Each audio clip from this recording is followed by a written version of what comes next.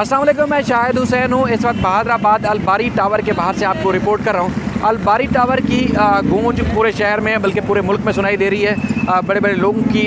चीखें निकल चुकी हैं जब अलबारी टावर का नाम सुप्रीम कोर्ट में और उसके बाद फिर खबरों की जीनत बना। अब असल वजूहत क्या हैं, उसके बाद फिर क्या वाकई ही अलबारी टावर जो है गैर कानूनी तौर पर तामीर किया गया है, पार्क की ज़मीन के ऊपर, रफाई प्लाट के ऊपर तामीर किया गया है, या फिर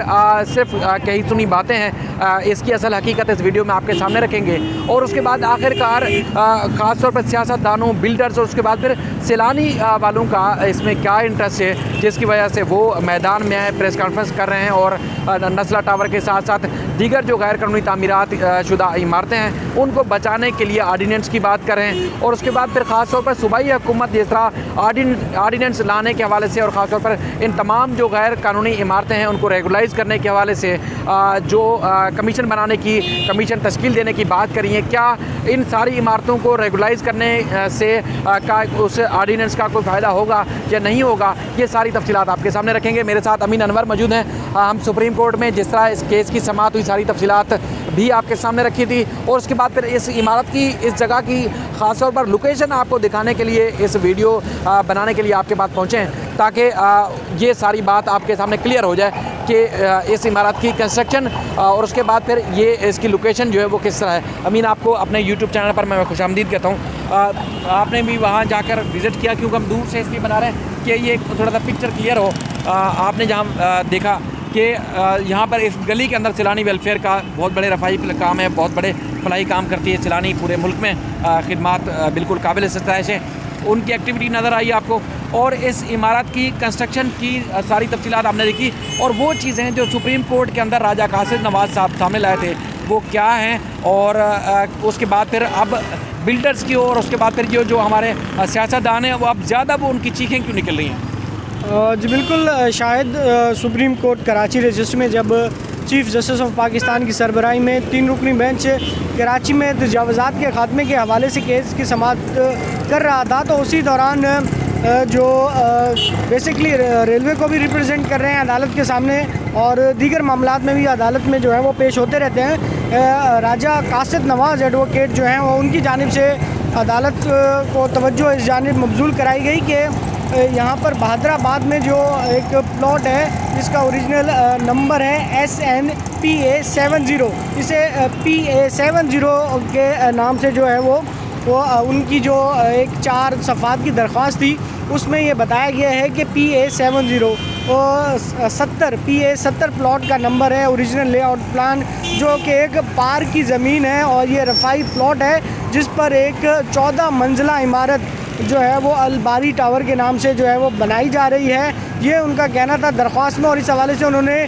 DG KDA SBCA और KMC और दीगर इदारों को दरख्वास्तें भी दी थी कि यहाँ पर पार्क की ज़मीन पर जो है वो गैर कानूनी तामीरात की जा रही हैं, लिहाजा इसे रोका जाए। लेकिन दरख्वास्त में ये मौक़िफ़ इख्तियार किया गया है कि लेकिन बिल्डर माफिया की कार्रवाई रोकने के लिए किसी इदारे ने कोई कार्रवाई नहीं की है। और राजा कासिद नवाज़ ने कहा कि अब वहाँ पे जो ग्राउंड फ्लोर है वो एक रफ़ाई इदारे को दे दिया गया है। सैलानी वेलफेयर जो है वो इदारा जो यहाँ पर उनका मरकज़ी ऑफिस भी बहादुराबाद पे ही वाक़ है, ताम उनकी एक ब्रांच वहाँ पे भी खोल दी गई है। और बिल्डर की कोशिश है कि जल्द से जल्द यहाँ पर लोगों को आबाद किया जाए, क्योंकि उसके बाद आपको पता है कि एक ह्यूमन सेंटिमेंट जो है वो इंसानी अलमिया जिसे बिल्डर कहते हैं कि इंसानी जब भी कार्रवाई के लिए जाते हैं तो लोग सामने आ जाते हैं और वो कहते हैं कि हमारी ज़िंदगी भर की जमा पूंजी जो है वो इसमें लग गई है। तो इस तरह की सिचुएशन क्रिएट करने की जो कोशिश है वो की जा रही है, जिस पर अदालत ने यह कहा है कि थर्ड पार्टी इंटरेस्ट इसमें क्रिएट ना किया जाए और बिल्डिंग की जो हालत है उसे इसी कंडीशन में ही रखा जाए, क्योंकि बिल्डर की जानिब से नोटिस पर जो सीनियर कानूनदान है रशीद रिजवी वो अदालत में पेश हुए और उन्होंने कहा कि अदालत को जो है वो मिसगाइड किया जा रहा है और उस तरह नहीं बताया जा रहा जिस तरह हक़ाइक़ हैं, जिस पर अदालत ने 1 माह की मोहलत दी है बिल्डर के जो वकील है रशीद रिजवी उन्हें कि वो तमाम जो ओरिजिनल डॉक्यूमेंट्स हैं, जो दस्तावेज़ात हैं वो अदालत में पेश करें ताकि ये सूरत हाल वाज़ेह हो सके कि आया ये अलबारी टावर जो 14 मंजिला इमारत बन चुकी है, इस वक्त मुकम्मल है, आप देख सकते हैं, और क्या ये रफ़ाई प्लॉट पार्क की ज़मीन है या नहीं। अब फर्दर इस पर जो सुप्रीम कोर्ट में वो कार्रवाई है वो 1 माह बाद जो आइंदा सेशन होगा उसमें आगे बढ़ेगी। जी, एक जो डॉक्यूमेंट्स पेश किए गए थे, मुख्तलिफ अखबारों की कटिंग भी मौजूद है। मैं कोशिश करूँगा कि वीडियो में वो भी लगाएं कि जब ये इमारत यानी कि 2012 से सिलसिला शुरू हुआ, उसके बाद फिर 2017 से मुसलसल मुख्तलिफ अखबारात में इस खबर की, इस इमारत की गैर कानूनी तामीरात के हवाले से रिपोर्ट होता रहा है। मुख्तलिफ सियासी जमातों की वाबस्तगी और उसके बाद फिर बिल्डर माफिया के साथ साथ मुख्तलिफ सरकारी अफसरान की मिली भगत को भी इस जो अखबारात में रिपोर्ट किया जाता रहा है कि उनकी मिली भगत से रफाही प्लाट के ऊपर, पार्क की ज़मीन के ऊपर जो वो तामीरात की जा रही हैं। पहले 10 मंजिला और उसके बाद फिर 14 मंजिला की जो इमारत की तामीरात है। अखबारात में खबरें छपती रहीं, मुख्तलिफ जो लोग हैं, मुख्तलिफ जो इदारे हैं, उनको खतूत लिखते जाते रहे, मुख्तलिफ इदारों से रब्ता किया जाता रहा, लेकिन उसके बावजूद इमारत की तामीरात मुसलसल होती रही। नैब ने 2019 में एंट्री की, उसके बावजूद नैब ने तामीरात को रोकने की कोशिश की, लेकिन उसके बावजूद तामीरात होती रही। अब ये जो जिस जगह पर, जिस पार्क की ज़मीन के ऊपर बताया गया है कि इमारत अलबारी टावर तामीर किया गया है, 3931 गज़ की ये जगह है, बहुत बड़ी जगह है जिसके ऊपर ये इमारत जो है बन चुकी है। अब अमीन, इसके अलावा इसी जो पार्क है यानी कि जो A70 और इसके अलावा A70B1 का प्लाट का भी हिस्सा है, और उसके बाद फिर कुछ पार्क भी छोड़ा गया है। तो उसके ऊपर फिर ये जो मुख्तलिफ जो महकमे हैं, ख़ासतौर पर जो जिन सरकारी इदारों को अदालत ने तलब किया, उनसे भी लेआउट प्लान और मास्टर प्लान तलब किया है, तो उनका उस वक्त क्या मौक़िफ़ था और उनके बारे में अदालत ने क्या कहा? जी बिल्कुल, अदालत की ऑब्ज़र्वेशन हर रोज़ ये आती रहती है कि इदारों की जो मिली भगत है उनके बग़ैर, उसके बग़ैर जो है वो इस तरह की तामीरात करना पॉसिबल नहीं है। आपने भी अमली तौर पर देखा होगा, नस्ला टावर में भी 16-17 इदारों से जो है वो NOC हासिल किए गए थे, उसके बाद जो है वो बिल्डिंग की तामीर शुरू की गई थी। और इसकी भी यही सूरत हाल है। जो रफ़ाई प्लॉट्स है SNPA 70 और इसका जो रकबा बताया जा रहा है इसके अलावा है, और इस तरह के जो दस्तावेज़ात हैं और अखबार की कटिंग्स भी जो हैं वो इस दरख्वास्त के साथ मुंसलिक की गई हैं, जो वक्तन फ़वक्तन अखबारात में ख़बरें शाया होती रही हैं इस गैर कानूनी तामीरात के हवाले से, वो भी दरख्वास्त के साथ मुंसलिक की गई हैं। और जो शहरी सिटीज़न फाउंडेशन है अंबर अली भाई, उनकी जानिब से भी अदालत को ये बताया गया है कि ये एक पार्क की ज़मीन है जो बहादुर यार जंग सोसाइटी और उसके बाद कराची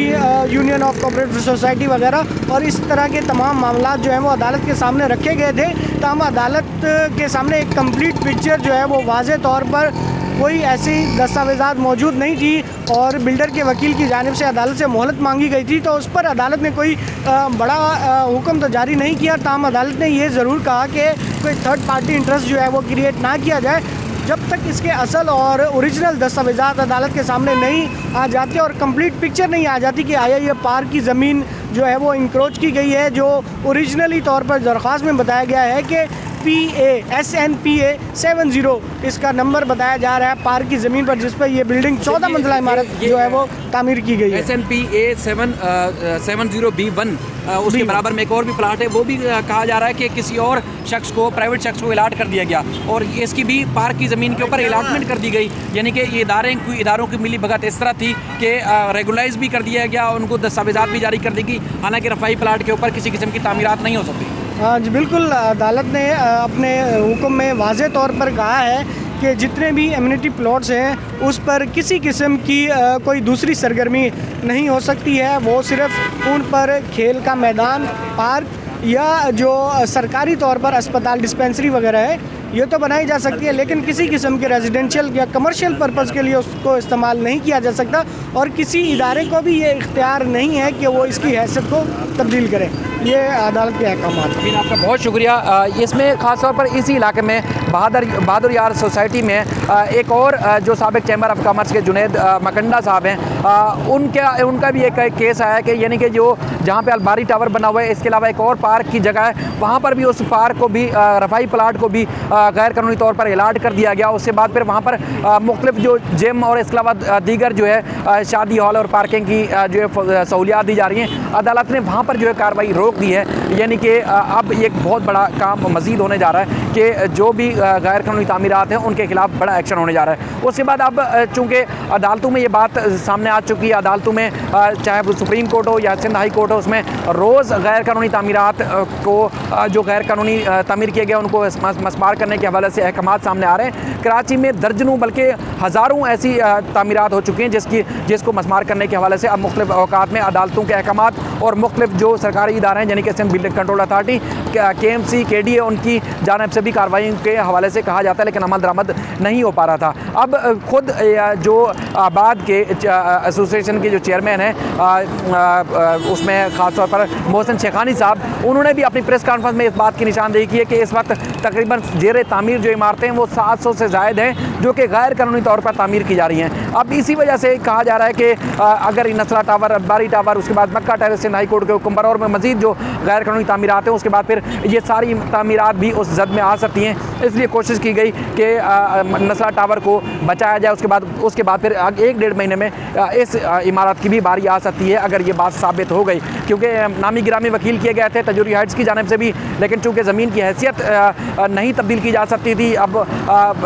उनका रेलवे हुकाम का रेलवे का ये दावा था कि जो तजूरी हाइट्स की ज़मीन है उनकी है, लेकिन अदालत में इसमें जो वकील थे तजूरी हाइट्स के रज़ा रब्बानी साहब, वो साबित नहीं कर सके थे कि ये जो सर्वे नंबर था तजूरी हाइट्स का उनका था, इसलिए अदालत ने उसको मस्मार करने का हुक्म दिया। इसके अलावा जो अब ख़ास तौर पर जो कासिर नवाज़ साहब की जानिब से कहा गया है, जो मौक़िफ़ इख्तियार किया गया है, वो इंतहाई ठोस और मजबूत मौक़िफ़ है। यही राजा कासिर नवाज़ साहब भी एडवोकेट थे तजूरी हाइट्स के ख़िलाफ़ जब रेलवे इंतज़ामिया की जानिब से दरख्वास्त दायर की गई थी। उसके बाद फिर चूँकि और भी तामीरात हैं, इसलिए अब उनको बचाने के लिए हुकूमत की जानिब से एक ऐलान किया गया है कि जिस तरह पंजाब में एक जो मुख्तलिफ 6000 के करीब गैर कानूनी सोसाइटीज़ थी उनको रेगुलाइज़ करने के हवाले से कमीशन बनाया गया, एक आर्डीनेंस बनाया गया, तो सिंध में भी इस तरह का एक आर्डीनेंस लाया जा सकता है, एक कानून लाया जा सकता है। लेकिन उसके बाद हमारी जो मुख्तलिफ ज़राए से बात हुई है, कानूनी माहिरीन से बात हुई है, वो इस बात का दावा करते हैं, वो इस बात का ऐलान करते हैं कि जो रफाही प्लाट्स हैं उसके ऊपर कोई किसी किस्म की कानून साजी लागू नहीं हो सकती। यानी कि वज़ीर आला सिंध ने कहा कि अगर कहीं जो सरकारी अफसरान हैं उनकी गफलत होगी, उसका जांचा जाएगा, कहीं बिल्डर की गफलत होगी, उसके ऊपर जुर्माना आयद करके उसके बाद फिर उस इमारत को रेगुलाइज़ कर दिया जाएगा। लेकिन ज़राए कहते हैं कि अगर सरकारी ये चीज़ साबित हो जाती है कि रफाही प्लाट होगा, तो उसके बाद अगर सूबाई हुकूमत कानून साजी कर भी लेती है तो ना नसरा टावर को फ़ायदा होगा, नसरा टावर को तो किसी सूरत हो ही नहीं सकता, लेकिन इसके अलावा अलबारी या दीगर जगहों पर भी जो रफाही प्लाटों के ऊपर कायम है उनको किसी किस्म का फ़ायदा नहीं होगा। लेकिन सूबाई हुकूमत ये कोशिश कर रही है, बहरहाल कोशिश करनी चाहिए, लेकिन सूबाई हुकूमत को ये भी करना चाहिए कि जो उनके अफसरान जिन्होंने आँखें बंद करके आज भी गैर कानूनी तामीरात की इजाज़त दी, तो उनको क्या सज़ा दी जाएगी, उनके खिलाफ़ क्या एक्शन लिया जाएगा। तबादले तो अक्सर कर दिए जाते हैं, पोस्टिंग तब्दील कर दी जाती है, लेकिन उनके खिलाफ़ कोई कार्रवाई नहीं होती। लाखों बल्कि करोड़ों रुपए लगाने के बावजूद उसके बाद इसी तरह अलबारी टावर और मक्का टेरेस और इसके अलावा नसरा टावर समेत कई इमारतें तामीर हो जाती हैं, लेकिन उनके खिलाफ़ कोई कार्रवाई नहीं करता। मज़ीद भी इस सिलसिले में जो भी अपडेट्स होंगी आपके सामने रखते रहेंगे। अपना ख्याल रखिएगा। अल्लाह ताला इस कराची वालों का, इस शहर का, इस सूबे का, इस मुल्क का हामी नासिर हो। अल्लाह हाफ़िज़।